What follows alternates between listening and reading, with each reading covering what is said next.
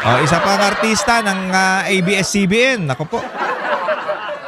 Oh, sabi dito ni Daniel Padilla, bakit ang mga lumalaban sa korupsyon ay hinuhuli at hindi ang mga mismong korap? Actually maganda maganda yung sinabi niya parang Padillang style Yung parang Robin ang style niya. So, sumagot siyempre si Attorney Rowena Guanzon. Mahal kita Daniel, pero yung boss ng mama mo na si Martin Luther King Romualdez ang dahilan kung bakit lumalala ang korupsyon sa bansa. Dahil siya ang utak ng pagkakagulo-gulo dahil gusto maging presidente kahit siya na ang hari ng mga magnanakaw. Prinsipe lang si BBM.